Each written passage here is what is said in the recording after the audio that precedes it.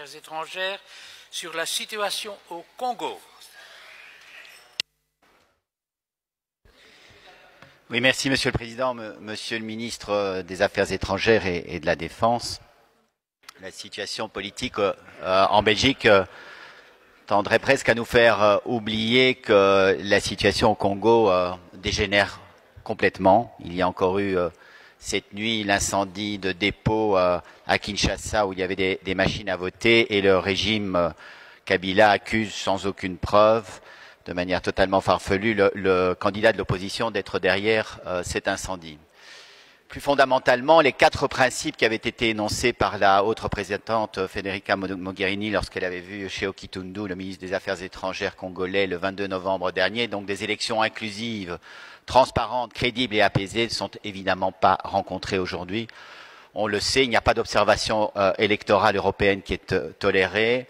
La machine à voter, la fameuse machine à voter, les listes électorales posent toujours des inquiétudes très lourdes et il n'y a pas non plus évidemment d'apaisement, on le voit aujourd'hui à travers les tirs à l'égard et à l'encontre de certains candidats et notamment du candidat Martin Fayulu. Alors on sait aussi que le régime de Kabila avait accepté ce processus électoral parce qu'il pensait que l'affaire était faite, que son candidat pourrait être élu facilement, parce qu'il avait truqué ce processus électoral. Mais aujourd'hui, on voit que ce candidat, Martin Fayulu, suscite un énorme enthousiasme, que les foules se déplacent sur son chemin. Il a visiblement un soutien populaire très important et donc le régime fait ce qu'il fait à chaque fois. Il tire, il tue, il blesse, il réprime. Et notamment ce candidat. Alors la question est de savoir ce qu'on peut faire effectivement par rapport à un tel processus, ce qu'on peut faire pour éviter encore plus de chaos, plus de violence, plus de répression. Et je sais que vous n'êtes pas restés les bras ballants, et je sais qu'on a parfois critiqué la Belgique et la diplomatie belge pour avoir été ferme au Congo, mais le risque est grand aujourd'hui qu'effectivement la situation dégénère encore plus au Congo. Alors je vous demande simplement, Monsieur le ministre des Affaires étrangères, quel est l'état actuel des discussions que vous avez avec vos collègues européens sur la situation au Congo? Quel est l'état également du soutien que nous pouvons apporter à la population congolaise, au processus électoral, et quel est le soutien et quelles sont les discussions qui peuvent avoir lieu au Conseil de sécurité par rapport à la situation actuelle au Congo? Je vous remercie.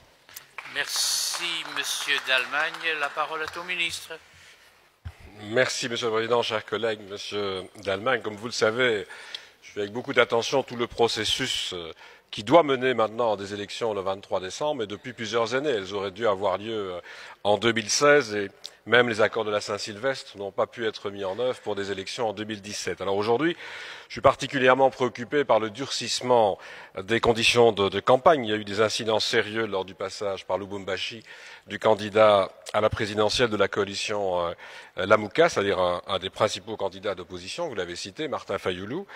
On a pu constater des tirs à balles réelles. On a malheureusement dû regretter un mort à l'occasion de ces réunions publiques, et on constate aussi des entraves à la liberté de mouvement et de campagne dans toute une série de localités. Alors dans ce climat tendu, vous demandez ce que l'on peut faire. Tout d'abord, je crois que la MONUSCO doit contribuer non seulement à faire la lumière sur les incidents, mais à tenter de protéger la population et de protéger le processus électoral en lui-même. C'est pourquoi, à l'instar de la représentante du secrétaire général des Nations Unies, Leïla Zerougui, j'ai appelé solennellement, et j'appelle encore solennellement, à respecter les droits de tous les candidats et de leurs militants, et à respecter les obligations internationales relatives aux droits humains dans le cadre de cette campagne. J'ai évidemment une pensée toute particulière pour les victimes décédées ou blessées qui sont présentes pendant ce processus. C'est la raison pour laquelle j'appelle évidemment au calme, et je suis très heureux qu'un certain nombre de candidats aient été dans cette direction. Un grand nombre même de candidats ont appelé au calme en espérant que l'on puisse avoir une entente sur les modalités du processus électoral pour le 23 décembre. C'est d'abord entre Congolais que cette entente doit se faire.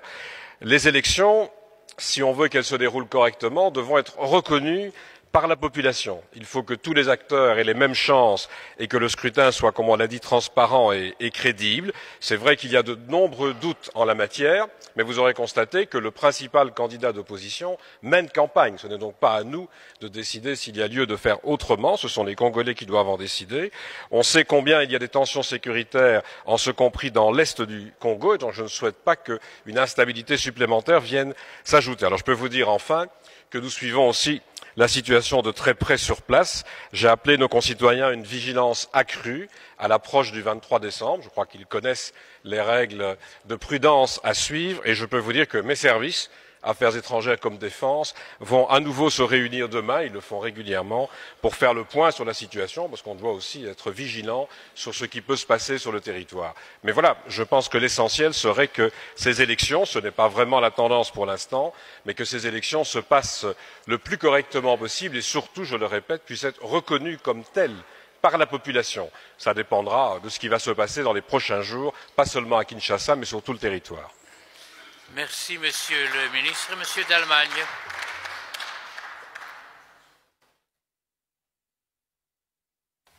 Oui, merci, Monsieur le ministre des Affaires étrangères. D'abord, je voudrais vous remercier de prendre les mesures qui s'imposent effectivement par rapport à la protection de nos concitoyens. C'est important, évidemment. Je voudrais aussi partager votre inquiétude par rapport à l'évolution de la situation au Congo. Nous sommes loin effectivement de pouvoir espérer que le 23 décembre, il y ait effectivement un candidat qui soit légitimement élu au Congo.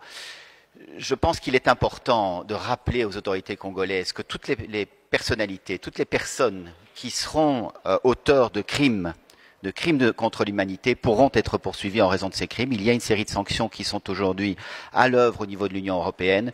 J'espère que nous continuerons dans cette voie. Je pense que les autorités congolaises doivent savoir qu'elles ne peuvent pas impunément tirer sur leur population, établir le chaos, provoquer encore plus de misère au sein de leur population sans que cela soit suivi d'effets. Je voudrais rappeler ici les mots du docteur Mukwege lorsqu'il a reçu son prix Nobel de la paix le 10 décembre dernier. Il a dit ceci, il appelait à la mobilisation de la communauté internationale. Ce ne sont pas seulement les auteurs de violence, disait-il, qui sont responsables de leurs crimes, mais aussi ceux qui décident de détourner le regard. J'espère que la communauté internationale ne détournera pas le regard. Je vous remercie. Merci, Monsieur d'Allemagne. L'incident est clos.